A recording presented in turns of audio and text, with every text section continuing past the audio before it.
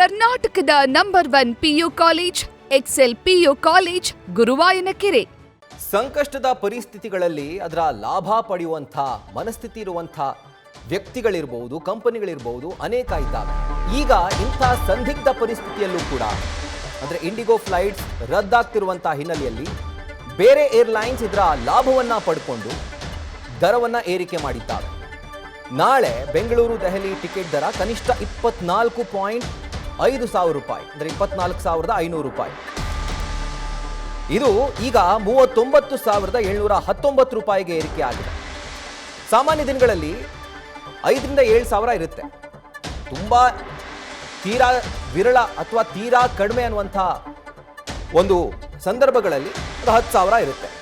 ಆದರೆ ಈಗ ಬರೋಬ್ಬರಿ 40,000 ಹತ್ತತ್ರ ಇದರ ಟಿಕೆಟ್ ದರವನ್ನು ಏರಿಕೆ ಮಾಡಲಾಗಿರೋದು. ಡೀಟೇಲ್ಸ್ ಅನ್ನ ಕೊಡ್ತಾ ಹೋಗ್ತಾರೆ ನಮ್ಮ ಪ್ರತಿನಿಧಿ ಭರತ್ ಕೃಷ್ಣಪ್ಪ. ಈಗ ಲೈವ್ ನಲ್ಲಿ ಜಾಯ್ನ್ ಆಗಿದ್ದಾರೆ. ಭರತ್, ಈಗ ಬೇರೆ ಏರ್ಲೈನ್ಸ್ ಜನರ ಹಿತವನ್ನ ಕಾಯಬೇಕು, ಅಲ್ಲಿ ಫ್ಲೈಟ್ಸ್ ಇಲ್ಲ ಅಂತಂದ್ರೆ ತಮ್ಮ ಫ್ಲೈಟ್ ನಲ್ಲಿ ಅಕೊಮಡೇಟ್ ಮಾಡಿಕೊಂಡು ಕಮ್ಮಿ ಟಿಕೆಟ್ ದರಕ್ಕೆ ಇಂಥ ಎಮರ್ಜೆನ್ಸಿ ಸಿಚುವೇಶನ್ ಅಲ್ಲಿ ಅವ್ರನ್ನ ಟ್ರಾವೆಲ್ ಮಾಡೋ ರೀತಿ ಮಾಡಬೇಕು, ಆ ಅವಕಾಶ ಕಲ್ಪಿಸಬೇಕು. ಆದರೆ ಬೇರೆ ಏರ್ಲೈನ್ಸ್ ಏನು ಮಾಡ್ತಿದ್ದಾವೆ, ಇದರ ಲಾಭವನ್ನ ಪಡ್ಕೊಂಡು ಆಡಿದ್ದೇ ಆಟ ಅನ್ನೋ ಥರ ಡಬಲ್ ರೇಟ್ ಅನ್ನ ಇನ್ಕ್ರೀಸ್ ಮಾಡಿರೋದು ಎಷ್ಟು ಸರಿ ಅಂತ? ಖಂಡಿತವಾಗಿಯೂ ರಾಹುಲ್, ಇಂಡಿಗೋ ಏರ್ಲೈನ್ಸ್ ನ ಒಂದು ಈ ಬಿಕ್ಕಟ್ಟು ಇದೆ, ಈ ಸಮಸ್ಯೆ ಇದೆ. ಈ ಸಮಸ್ಯೆಯನ್ನ ಇತರ ಏರ್ಲೈನ್ಸ್ ಕಂಪನಿಗಳು ಒಂದು ರೀತಿ ಎನ್ಕ್ಯಾಶ್ ಮಾಡ್ಕೊಂಡಿದ್ದಾರೆ. ಒಂದು ಬಿಸ್ನೆಸ್ ನ ಯಾವ ರೀತಿ ನಾವು ಡೆವಲಪ್ ಮಾಡ್ಕೊಳ್ಬೇಕು ಅನ್ನೋದಕ್ಕೆ ಹಠಕ್ಕೆ ಬಿದ್ದಂತೆ ಕಾಣಿಸ್ತಾ ಇದೆ. ಯಾಕಂತ ಹೇಳಿದ್ರೆ ಟಿಕೆಟ್ ದರವನ್ನ ದುಪ್ಪಟ್ಟು ಮಾಡ್ತಾ ಹೋಗ್ತಾ ಇದ್ದಾರೆ. ಅಂದ್ರೆ ಸಾಮಾನ್ಯ ದಿನಗಳಲ್ಲಿ ಟಿಕೆಟ್ ಬೆಲೆಗಿಂತ ಅಂದ್ರೆ ಸಾಮಾನ್ಯ ಬೆಲೆಗೆ ಬೆಂಗಳೂರಿನಿಂದ ದೆಹಲಿಗೆ ಸಾಮಾನ್ಯವಾಗಿ 5,000 ರಿಂದ 7,000 ರೂಪಾಯಿ ಬೆಲೆಯ ಟಿಕೆಟ್ ಇದ್ದಂಥದ್ದು ಈಗ ದಿಢೀರಂತ 24,000 ಅಥವಾ ಇನ್ನೊಂದು ಏರ್ಲೈನ್ಸ್ ನಲ್ಲಿ 40,000 ಈ ರೀತಿಯಾಗಿ. ಅಂದ್ರೆ ಬೆಂಗಳೂರಿನಿಂದ ಪ್ರತಿನಿತ್ಯ ಕೂಡ ದೆಹಲಿ, ಮುಂಬೈ, ಕೋಲ್ಕತ್ತಾ ಈ ರೀತಿಯಾದ ಪ್ರಮುಖ ನಗರಗಳಿಗೆ ಪ್ರಯಾಣಿಕರು ಓಡಾಡ್ತಾ ಇರ್ತಾರೆ. ಆದ್ರೆ ಇಂಡಿಗೋ ಏರ್ಲೈನ್ಸ್ ನ ಜಾಸ್ತಿ ಬಳಸುವಂತ ಪ್ರಯಾಣಿಕರು ಇದ್ದಾರೆ, ಬೆಂಗಳೂರಲ್ಲೂ ಕೂಡ ಅಷ್ಟೇ. ಸೊ ಈಗ ಬೆಂಗಳೂರಿನಲ್ಲೇ ಇಂಡಿಗೋ ಏರ್ಲೈನ್ಸ್ ನಲ್ಲಿ ದೊಡ್ಡ ಪ್ರಮಾಣದ ಒಂದು ಹೊಡೆತ ಬಿದ್ದಿದೆ. ಈ ನಿಟ್ಟಿನಲ್ಲಿ ಈಗ ಬೇರೆ ಬೇರೆ ಏರ್ಲೈನ್ಸ್ ನವರು ಈ ರೀತಿಯಾದ ಒಂದು ಎನ್ಕ್ಯಾಶ್ ಮಾಡ್ಕೊಂಡು ಈ ಸಿಚುವೇಶನ್ ನ, ಸೊ ಒಂದು ರೀತಿ ಬಿಸ್ನೆಸ್ ಅನ್ನ ಅದರಿಂದ ಒಂದು ಹೆಚ್ಚು ಹಣವನ್ನ ಸಂಪಾದನೆ ಮಾಡುವಂತ ಒಂದು ಗುರಿಯನ್ನ ಇಟ್ಕೊಂಡು ಈಗ ಟಿಕೆಟ್ ರೇಟ್ ಅನ್ನ ಕೂಡ ಏರಿಕೆ ಮಾಡಿರುವಂತದ್ದು.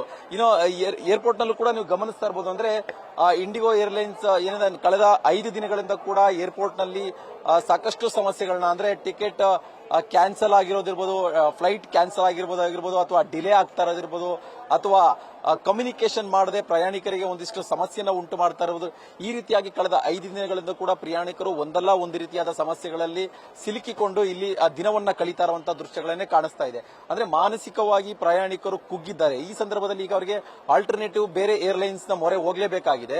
ಆದ್ರೆ ಎಲ್ಲೋ ಒಂದ್ ಕಡೆ ಬೇರೆ ಏರ್ಲೈನ್ಸ್ ಅವರು ಈ ರೀತಿಯಾದ ಒಂದು ಸಿಚುವೇಶನ್ ನಲ್ಲಿ ಮಾನವೀಯತೆಯ ದೃಷ್ಟಿಯಿಂದ ಆರ್ಥಿಕವಾಗಿ ಟಿಕೆಟ್ ಬೆಲೆಗಳನ್ನ ಸಾಧಾರಣ ಬೆಲೆಯಲ್ಲಿ ಕೊಟ್ಟು ಜನರನ್ನ ಬೇರೆ ಬೇರೆ ಜಿಲ್ಲೆಗಳಿಗೆ ಅಥವಾ ಬೇರೆ ಬೇರೆ ರಾಜ್ಯಗಳಿಗೆ ಕರೆದುಕೊಂಡು ಹೋಗಬೇಕಾಗಿರುವಂತಹ ಒಂದು ಜವಾಬ್ದಾರಿಯಿಂದ ನಡ್ಕೊಳ್ಬೇಕಾಗಿತ್ತು. ಆದ್ರೆ ಎಲ್ಲೋ ಒಂದ್ ಕಡೆ ಏರ್ಲೈನ್ಸ್ಗಳು ಬಿಸ್ನೆಸ್ ದೃಷ್ಟಿಯಿಂದ ಈ ಸಿಚುವೇಶನ್ ನ ಎನ್ಕೇಶ್ ಮಾಡಿಕೊಂಡು ಹೆಚ್ಚು ಹಣವನ್ನ ಗಳಿಕೆ ಮಾಡುವಂತ ಒಂದು ಉದ್ದೇಶದಿಂದಲೇ ಅವರು ಟಿಕೆಟ್ ಅನ್ನ ದರವನ್ನ ಏರಿಕೆ ಮಾಡಿರುವಂತದ್ದೇ ಇಲ್ಲಿ ಕ್ಲಿಯರ್ ಆಗಿ ಕಾಣಿಸ್ತಾ ಇದೆ. ಇನ್ನು ಸಿಚುವೇಶನ್ ಈಗ ಬೆಂಗಳೂರು ಅಂತಾರಾಷ್ಟ್ರೀಯ ವಿಮಾನ ನಿಲ್ದಾಣದಲ್ಲಿ ಸಿಚುವೇಶನ್ ಬಗ್ಗೆ ಎಕ್ಸ್ಪ್ಲೇನ್ ಮಾಡೋದಾದ್ರೆ ಕಳೆದ 4-5 ದಿನಗಳಿಂದ ಇದ್ದಂತಹ ಸಿಚುವೇಶನ್ ಈಗಿಲ್ಲ, ಬಹುತೇಕ ಸುಧಾರಣೆ ಆಗಿದೆ. ಯಾಕಂತ ಹೇಳಿದ್ರೆ ಇಂಡಿಗೋ ಏರ್ಲೈನ್ಸ್ ನ ಫ್ಲೈಟ್ ಗಳು ಟೇಕ್ ಆಫ್ ಆಗ್ತಾ ಇದೆ.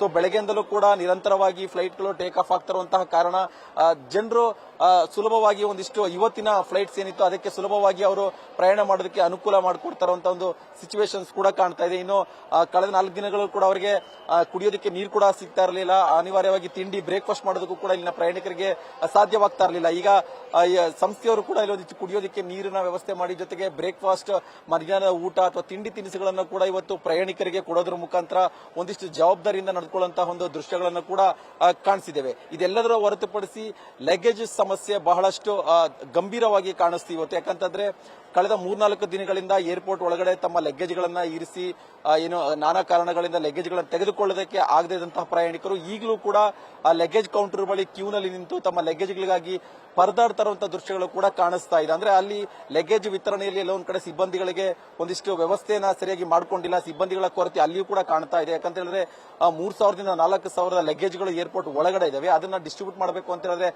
ತುಂಬಾನೇ ಕನ್ಫ್ಯೂಷನ್ ಆಗ್ತಾ ಇದೆ, ಜೊತೆಗೆ ಗೊಂದಲ ಕೂಡ ಆಗ್ತಾ ಇದೆ. ಆ ನಿಟ್ಟಿನಲ್ಲಿ ಪ್ರಯಾಣಿಕರಿಗೆ ಲಗೇಜ್ ತೆಗೆದುಕೊಂಡು ಹೋಗೋದು ತುಂಬಾ ದೊಡ್ಡ ಸಾಹಸ ಆಗ್ತಾ ಇದೆ. 3 ದಿನಗಳಿಂದ ಕೂಡ ಲಗೇಜ್ಗಾಗಿ ಇಲ್ಲಿ ಲಗೇಜ್ ಕೌಂಟರ್ ಬಳಿ ಕಾಯ್ತಾ ಇರುವಂತವರು ತಮ್ಮ ಆಕ್ರೋಶವನ್ನ, ತಮ್ಮ ಅಸಮಾಧಾನವನ್ನ ವ್ಯಕ್ತಪಡಿಸಿ ಸಿಬ್ಬಂದಿಗಳ ಜೊತೆ ಒಂದು ಜಗಳ ಮಾಡ್ತಾ ಇರುವಂತಹ ಒಂದು ದೃಶ್ಯಗಳನ್ನು ಕೂಡ ನಾವು ಕಂಡಿದ್ದೇವೆ.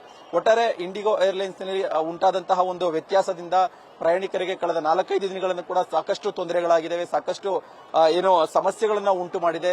ಸೊ ಇದು ಏರ್ಪೋರ್ಟ್ ನಲ್ಲೂ ಕೂಡ ವಾತಾವರಣವನ್ನ ಒಂದು ರೀತಿಯಾಗಿ ಬಿಗುವಿನ ವಾತಾವರಣ ಕೂಡ ನಿರ್ಮಾಣ ಮಾಡಿತ್ತು. ಇದು ಪ್ರಯಾಣಿಕರಿಗೂ ಜೊತೆಗೆ ಸಿಬ್ಬಂದಿಗಳಿಗೂ, ಜೊತೆಗೆ ಇಂಡಿಗೋ ಏರ್ಲೈನ್ಸ್ ಸಂಸ್ಥೆಯ ಸಿಬ್ಬಂದಿಗಳ ಜೊತೆಗೆ ನಿರಂತರವಾಗಿ ವಾಗ್ವಾದಗಳು, ಜಗಳಗಳು, ಈ ರೀತಿಯಾದ ಸಿಚುವೇಶನ್ಸ್ ನ ಏರ್ಪೋರ್ಟ್ ನಲ್ಲಿ ನೋಡಿದ್ವಿ.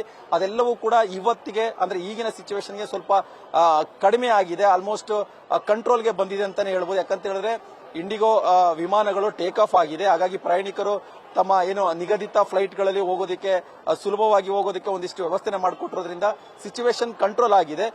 ಬಟ್ ಎಲ್ಲೋ ಒಂದ್ ಕಡೆ ಲಗೇಜ್ಗಳ ವಿಚಾರದಲ್ಲಿ ಇನ್ನೂ ಕೂಡ ಅವರಿಗೆ ಕ್ಲಾರಿಟಿ ಸಿಗ್ತಾ ಇಲ್ಲ, ಯಾವ ರೀತಿ ಡಿಸ್ಟ್ರಿಬ್ಯೂಟ್ ಮಾಡಬೇಕು, ಜೊತೆಗೆ ಲಗೇಜ್ಗಳನ್ನ ಯಾವ ರೀತಿಯಾಗಿ ತಗೊಳ್ಬೇಕು ಅನ್ನೋದ್ರ ಬಗ್ಗೆ ಅವರಿಗೆ ಕ್ಲಾರಿಟಿ ಇಲ್ಲದೆ ಒಂದಿಷ್ಟು ಪ್ರಯಾಣಿಕರು ಒದ್ದಾಡ್ತಾ ಇರುವಂತದ್ದು, ಜೊತೆಗೆ ಲಗೇಜ್ ಕೌಂಟರ್ ಬಳಿ ಬೆಳಗ್ಗೆಯಿಂದಲೂ ಕೂಡ ಕಾಯ್ತಾ ಇರುವಂತಹ ಒಂದು ಸಿಚುವೇಶನ್ಸ್ ಈಗಲೂ ಕೂಡ ಇದೆ ರಾಹುಲ್.